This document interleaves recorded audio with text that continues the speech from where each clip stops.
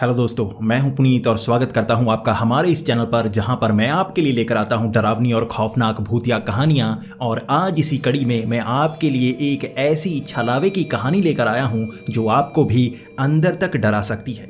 इस कहानी का टाइटल है एक छलावा ऐसे भी।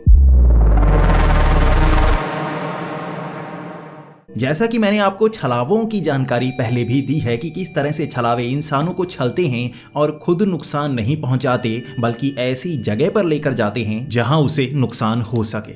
और सुनसान जंगल ऐसी जगहों पर ज़्यादातर छलावे पाए जाते हैं। लेकिन आज की हमारी कहानी में ये छलावा भीड़ भाड़ वाले एक शहर में रोहित को मिला था। और रोहित के साथ एक ऐसी घटना हुई थी जो वो आज भी याद करके बहुत ज़्यादा डर जाता है, और वो ये कहानी जिसे भी बताता है उसे यकीन नहीं होता। रोहित हरियाणा का रहने वाला है और उसे पढ़ने के लिए कोटा जाना था। कोटा तो वो पहुंच गया था और वहाँ पर उसने एडमिशन भी ले ली थी, लेकिन वहाँ हॉस्टल में कमरा नहीं मिल पा रहा था। सभी कमरे भरे हुए थे क्योंकि वहाँ पर ज़्यादातर स्टूडेंट्स बहुत ज़्यादा संख्या में आते हैं। इसी कारण हॉस्टल में कभी कभी कमरा नहीं मिल पाता। लेकिन वहाँ पर ऐसे घर बहुत ज़्यादा हैं जहाँ पर पेइंग गेस्ट की तरह रहा जा सकता है। कई जगह किराया ज़्यादा होता है, कई जगह कम होता है, लेकिन फिर भी स्टूडेंट्स के कारण वहाँ कम किराए में उन्हें कोई ना कोई कमरा मिल ही जाता है। रोहित के लिए परेशानी ये थी कि यहाँ पर उसे कोई जानता नहीं था। वो अपने गांव से बहुत ज़्यादा दूर आया था और यहाँ ना कोई जान पहचान वाला, ना उसका दोस्त उसके साथ आया था। और उसे लग रहा था यहाँ किसी न किसी से दोस्ती करनी होगी। यहाँ कैसे रहते हैं, कितना खर्च होता है, होटल कहाँ है, खाना कहाँ मिलेगा, सामान कहाँ मिलेगा। अगर कोई जान पहचान वाला हो तो काम आसान हो जाएगा। इसीलिए वो कमरा ढूंढने लगा था और ढूंढते ढूंढते उसे शहर के एक कोने में, एक कॉलोनी में एक घर मिल ही गया। और इस घर में उसे एक छोटी सी परेशानी का सामना करना पड़ा था। उसे एक कमरा दिया गया था जिसमें 2 लड़के पहले ही रह रहे थे। वो कमरा काफ़ी बड़ा था, वहाँ पर अच्छा सामान रखा जा सकता था और वहाँ पर 3 बेड लगे हुए थे। 2 बेड पर 2 लड़के पहले ही लेटे हुए थे। और जब रोहित वहाँ पर पहुँचा था तो उसे लगा था कि कैसे शेयर कर पाएगा। कभी भी उसने अपना कमरा किसी के साथ शेयर नहीं किया था, भले ही वो उसका भाई ही क्यों ना हो। वो हमेशा कहता था कि मेरी प्राइवेसी है और मुझे अपना अलग कमरा चाहिए, क्योंकि उसके माता पिता काफ़ी अमीर थे, इसलिए उसके लिए अलग कमरा बन गया था। लेकिन यहाँ पर जब आपको पेइंग गेस्ट रहना हो और वहाँ पर आपको हॉस्टल में कमरा ना मिला हो तो ऐसे ही आपको एडजस्ट करना पड़ता है। और उसके बाद रोहित ने सोचा था चलो एडजस्ट कर ही लेता हूँ, और उसने वहाँ पर सामान रख लिया। सबसे पहले तो उसने उन लड़कों से बात की। एक लड़के का नाम था कपिल और दूसरे का नाम था साहिल। कुछ समय तक दोनों बातें करते रहे। शुरुआत में काफ़ी हिचकिचा रहे थे, लेकिन रोहित की आदत थी कि वो बहुत ज़्यादा मजाक किया करता और साहिल और कपिल भी बहुत ज़्यादा मजाक करते थे। तो तीनों की 1 घंटे में काफ़ी अच्छी दोस्ती हो गई और तीनों आपस में बातें करते करते अपने घर की बात बताने लगे, कोटा की बात बताने लगे, क्योंकि कपिल और साहिल काफ़ी पहले से आए हुए थे और उन्होंने रोहित को बताना शुरू कर दिया यहाँ पर कैसे रहना है। अब सब कुछ सही हो गया था। अब 1-2 दिन बहुत अच्छी तरह से निकले। वहाँ पर एक खिड़की थी जहाँ से शहर का एक तरफ का नज़ारा दिखता था और रोहित का ज़्यादा ध्यान किताबों में रहता, लेकिन साहिल और कपिल ज़्यादातर लड़कियों की बात करते रहते। और वहाँ पर अचानक कुछ ऐसा हुआ जिसने रोहित का ध्यान भी भटकाया। जैसे ही वो 7 बजे उस कमरे में पहुँच जाते, वहाँ उस खिड़की से बाहर कुछ घर आगे छत पर उन्हें एक लड़की नज़र आती। वो लड़की किताब पढ़ रही होती। उसके बाद अब साहिल और कपिल तो खिड़की के पास बैठे रहते और देखते रहते। वहाँ काफ़ी अंधेरा था, थोड़ी सी परछाई दिखती और इतना पता लगता कि वो एक लड़की है जो छत पर पढ़ रही है। नीचे लाइट्स चल रही होती। वहाँ पर एक औरत और एक आदमी नीचे घूमते हुए उन्हें नज़र आते, यानी कि ये उनकी बेटी होगी जो ऊपर पढ़ रही होगी और वो नीचे काम कर रहे होंगे। 2 दिन तक ऐसा ही होता रहा, लेकिन तीसरे दिन उस लड़की ने वहाँ पर छोटी सी लाइट रखी हुई थी। ये मोबाइल की लाइट थी या टॉर्च की लाइट थी, लेकिन वहाँ पर थोड़ी रोशनी थी।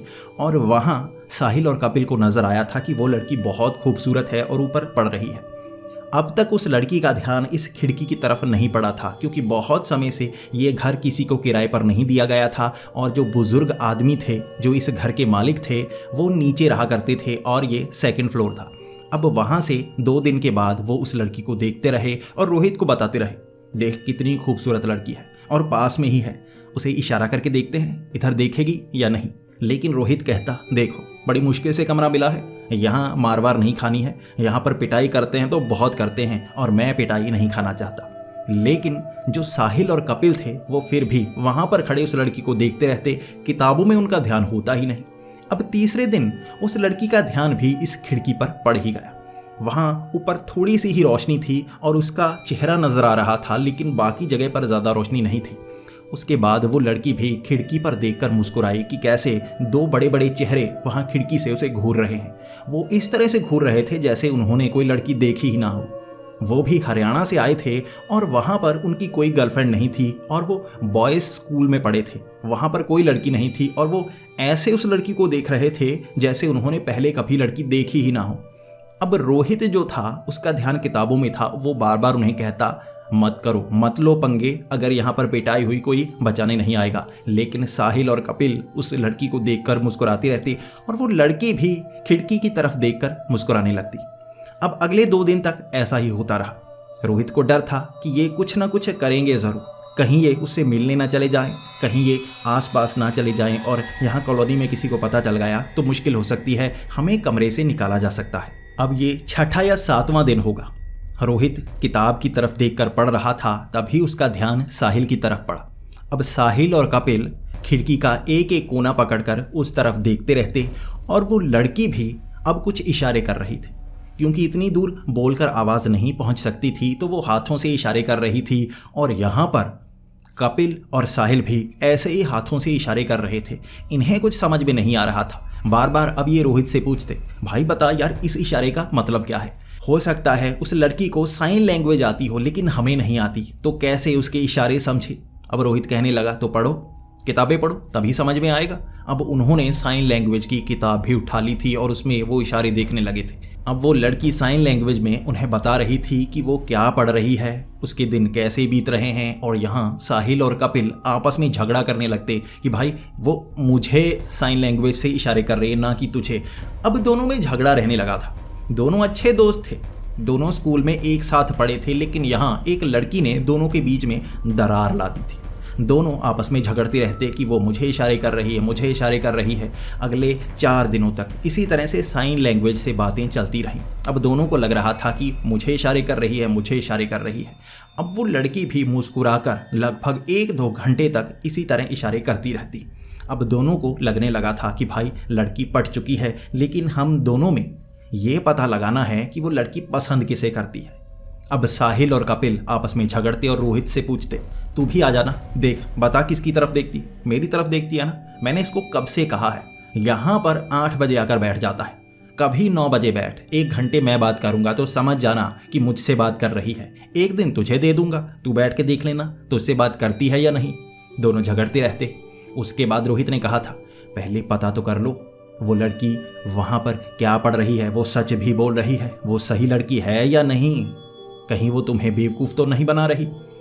हमारे इस मकान के मालिक से कुछ बात करके देख लो। उसी रात 9 बजे वो सीधा नीचे पहुंचे मकान मालिक से बात करने के लिए। अब मकान मालिक हैरान हो गया, भाई रात को क्यों आए हो, क्या पूछना चाहते हो। अब साहिल ने कहा, हमें कुछ जानकारी चाहिए आस पड़ोस की। हम खिड़की से देखते हैं कई लोग नीचे काम कर रहे होते हैं, कई नीचे गाड़ी लगा जाते हैं, बाइक लगा जाते हैं। हमें आपसे जानना है कि कौन आसपास रहता है और कौन दूर से आ रहा है, यानी कि अनजान आदमी, ताकि यहाँ चोरी वोरी का खतरा ना हो। अब बूढ़ा आदमी भी बताने लगा कि साथ में वो रहते हैं, इधर पुलिस वाले रहते हैं, वो पीछे वो सरकारी काम करने वाले रहते हैं, लेकिन उनका ध्यान तो उस तरफ था, आखिर उस घर में कौन रहता है। अब उन्होंने बताया कि वहाँ पर मियाँ बीवी सरकारी जॉब करते हैं, एक बैंक में काम करते हैं और उनकी बेटी दिल्ली में पढ़ती है और यहाँ पर 1-2 हफ्ते के लिए ही आती है।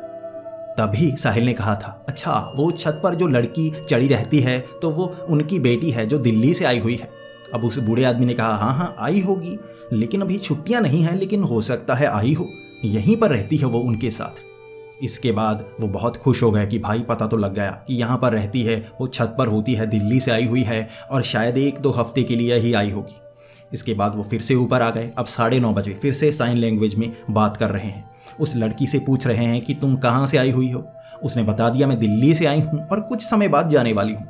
उसने कहा था कि मेरे पास अब 5 दिन और हैं। अब ये बात सुनकर कपिल और साहिल में बहुत ज़्यादा लड़ाई हो गई। दोनों कहने लगे कि भाई देख, मेरे रास्ते में रोड़ा मत बन, देख मेरी लव स्टोरी बनने वाली है, तू बीच में आ रहा है, हम दोनों झगड़ते रह जाएंगे, किसी की बात नहीं बन पाएगी। अब 5 दिन है। लेकिन पीछे हटता तो कौन भाई, साहिल हटता या कपिल हटता? दोनों में परेशानी थी। और उसके बाद उन्होंने ठान लिया था कि पता तो करना है कि वो किसको पसंद करती है, क्योंकि कोई लड़की इस तरह से रात को चढ़कर साइन लैंग्वेज में रात को इतनी देर तक बात करती रहती है तो वो इन्हें पसंद तो करती है, लेकिन किसे पसंद करती है ये पता लगाना होगा। अब इसके बाद वो घर के पीछे गए। वहाँ घर के पीछे एक खाली प्लॉट था और वहाँ पर खड़े हो गए।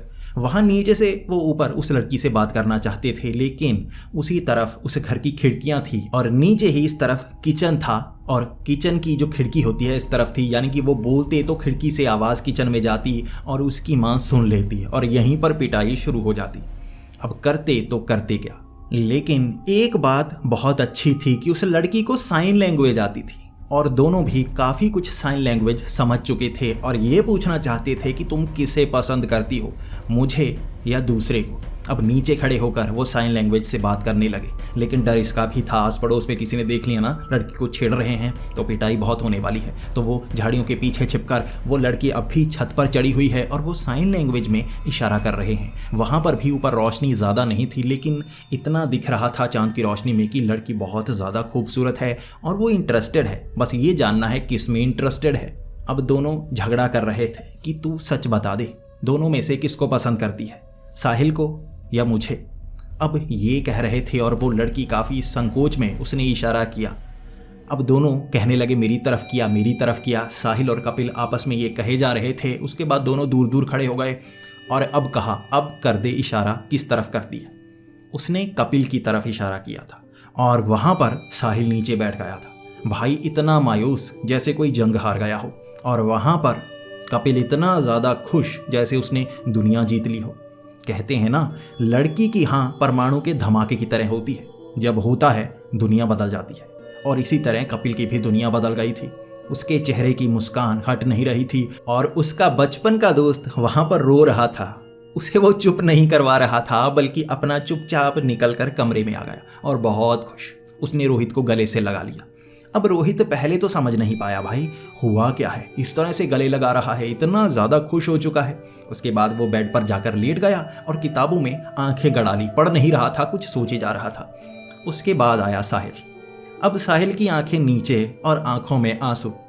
उसने भी रोहित को गले से लगा लिया और फूट फूट कर रोने लगा। उसके बाद वो अपने बेड पर जाकर लेट गया। अब उसके रोने से ही रोहित समझ गया था कि हुआ क्या है, यानी कि इसे ना मिल चुकी है और उसे हाँ मिल चुकी है। इसके बाद वो लड़की फिर से छत पर थी और यहाँ पर कपिल खिड़की पर उसे इशारे करने लगा। अब साहिल में हिम्मत ही नहीं थी वहाँ जाने की, सब कुछ क्लियर हो चुका था। वहाँ उसकी अगली रात वो लड़की इशारे करने लगी कि मेरे जाने का समय हो गया है, और जो जो वो बताती कपिल वो ट्रांसलेट करके दोनों को बताता और दोनों बहुत ज़्यादा गुस्सा हो जाते। अब रोहित इसलिए गुस्सा हो रहा था कि मैं पढ़ रहा हूँ यार, बोल मत, मुझे कोई इंटरेस्ट नहीं है लड़की में।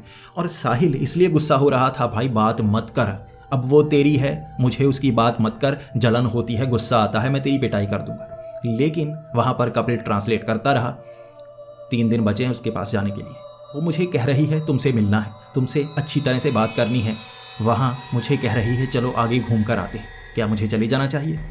अब वहाँ पर रोहित कह रहा था मत जा, अगर तुझे उसने फंसा दिया पिटाई बहुत होगी। अब साहिल कह रहा था चला जा, भाड़ में चला जा और पकड़ हो जा, तेरी पिटाई हो जाए, जो होना है हो जाए, तो वापस मत आना। अब उसे गुस्सा था, लेकिन कपिल को उसने इशारे कर दिए थे और कपिल सोचने लगा चलो इससे मिलकर आता हूँ। इसके बाद कपिल नीचे चला गया। अब इसके 1-2 घंटे तक कपिल वापस नहीं आया। रोहित और साहिल काफ़ी घबरा गए थे, भाई वापस क्यों नहीं आया, क्या लड़की के चक्कर में हमें भूल गया है? यहाँ पर अगर नीचे गेट खोलते वक्त अंकल ने सुन लिया ना वो आवाज़ को, इतनी रात को अंदर आया है, पिटाई बहुत ज़्यादा होगी और दीवार फांद कर अंदर आना बहुत मुश्किल भरा है। अब क्या करें? अब फ़ोन तो उसके पास था नहीं, लेकिन एक चीज़ का डर था भाई, इतनी रात हो गई है, वो गया तो गया कहाँ? रोहित और साहिल इंतज़ार करते रहे, वो आया ही नहीं। इसके बाद चिंता होनी दोनों को शुरू हो गई थी, क्योंकि किसी लड़की के साथ पूरी रात कहाँ हो सकता है? ऐसा तो हो नहीं सकता वो लड़की उसके साथ चली गई और उसके घर वालों को पता ही नहीं लगा। अब वो पूछने लगे। नीचे वो बुज़ुर्ग के पास गए और कहने लगे हमारा दोस्त रात को बाहर सैर के लिए गया था। उन्होंने बहाना लगा दिया कि सैर के लिए गया था, अभी तक वापस नहीं आया। अब नीचे बुज़ुर्ग कहने लगा सैर के लिए कहाँ पर गया था? उन्होंने कहा वो आगे वाली कॉलोनी में। अब उस बुजुर्ग ने कहा कि वो कॉलोनी बिल्कुल बंद है, वहाँ बंद घर हैं और वीरान जगह है, वहाँ पर सैर के लिए कोई नहीं जाता, सुना है वहाँ पर भूत वूत रहते हैं और लोगों को परेशान करते हैं। अब उन्होंने जब ये बात सुनी कि भूत वूत रहते हैं तो दिमाग में पहला ख्याल उस लड़की का आया, कहीं वो भूत ही तो नहीं छत पर चढ़ी रहती थी। अब इसके बाद रोहित और साहिल उस बुजुर्ग को लेकर आस पड़ोस के घरों में जाने लगे, लोगों से पूछने लगे, लेकिन जाना तो उन्हें उस घर में था।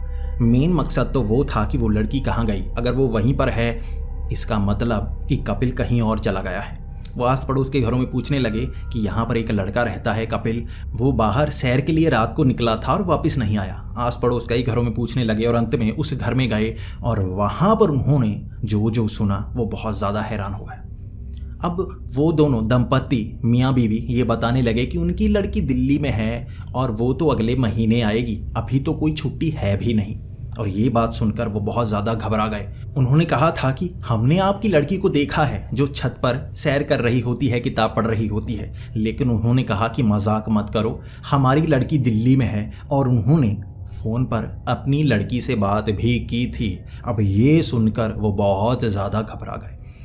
अब उनका दोस्त वहाँ पर मौजूद नहीं था, आस पड़ोस में लोग भी देखने लगे थे। उसके बाद कुछ लोग आगे उस कॉलोनी में गए जहाँ पर कपिल सैर करने के लिए गया था। ये बहाना लगाया था लेकिन उस लड़की से मिलने के लिए वहाँ पर गया था। अब वो उन घरों के पास गए और वहाँ पर कोई मौजूद नहीं। आगे काफ़ी वीरान जगह थी, खंडहर से पुराने से कुछ चीज़ें बनी हुई थीं। वहाँ उन इमारतों के पास उन्हें कपिल बेहोश मिला, उसके सर पर चोट लगी हुई थी, उसका घुटना टूटा हुआ था और वो काफ़ी कराह रहा था लेकिन पूरी तरह से होश में नहीं था। बाद में उसे अस्पताल ले जाया गया और 2 दिन उसका इलाज चला। उसका शरीर तब जाकर थोड़ा ठीक हुआ था। उसके सर पर चोट लगी थी और वो किसी को बता नहीं पा रहा था, कोई भी उस पर यकीन नहीं कर रहा था। वो बार बार कहे जा रहा था भूत, मैंने भूत देखा है। अब ये बात सुनकर डॉक्टर ने कहा था इसके सर पर चोट लगी है, हो सकता है इसका असर है।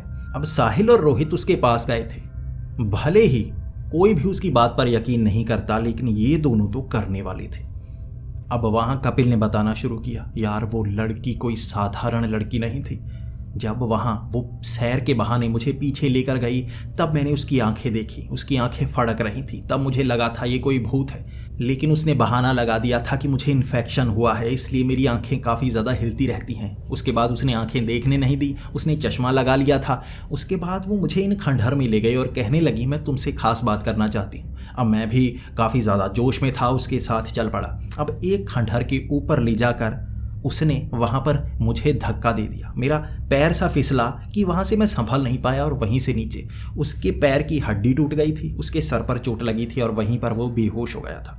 उसने देखा था कि जब उसे धक्का दिया था तो ऊपर वो लड़की नहीं थी बल्कि एक काले से रंग का कोई इंसान था। वो अजीब सा था, उसके सर पर कोई बाल नहीं था, उसकी बड़ी बड़ी सी आंखें थी और उसका मांस चमकीला सा था और उसकी आंखें वैसी ही लड़की की तरह फड़फड़ा रही थी। उसके बाद उसे समझाया गया, कोई भी उसकी बात पर यकीन नहीं कर रहा था और 10 दिन बाद उसे अस्पताल से छुट्टी मिली थी। उसकी टांग में फ्रैक्चर हो चुका था और वहाँ वो खिड़की से अब बिल्कुल बाहर की तरफ नहीं देख रहे थे। उन्होंने वो खिड़की ही बंद कर दी थी। इसके बाद कई लोगों ने बताया कि छलावा ऐसा ही होता है, वो इसी तरह से फंसाता है और उसने कपिल को फंसा लिया था। अब फंसता कोई ना कोई, कपिल फंसता या साहिल फंसता। कपिल फंसा था और उसे चोट लगी लेकिन उसकी जान बच गई थी। उसके बाद दोनों का ध्यान लड़कियों पर कम और किताबों पर ज़्यादा होने लगा। जब चोट की बात कपिल के घर वालों को पता लगी तो वो भी चिंतित थे और कपिल भी जान गया था लड़कियों के चक्कर में पड़कर उसकी पढ़ाई भी खराब होगी और हो सकता है कि वो ऐसी जगह पर ले जाती जहां उसकी मौत ही हो जाती। अभी तो कुछ चोट लगी थी, वो मर भी सकता था। तो ये एक ऐसे छलावे की कहानी थी जो कि सुनसान जगह पर नहीं रहता था बल्कि भीड़ वाली जगह पर। नीचे वो मियाँ बीवी थे जो खाना वाना बना रहे थे, रह रहे थे। उनकी लड़की जैसा रूप बनाकर वो उसकी छत पर घूमता और उसने कपिल को फंसाया था। आम छलावे हमेशा सुनसान जगह पर रहते हैं, जहाँ भीड़ होती है उनसे दूर रहते हैं। इस छलावे ने, इस अतरंगी छलावे ने कपिल को बहुत बुरी तरह फंसाया था और कपिल इसे एक छलावे का छल नहीं मानता बल्कि एक लड़की का धोखा आज भी मानता है।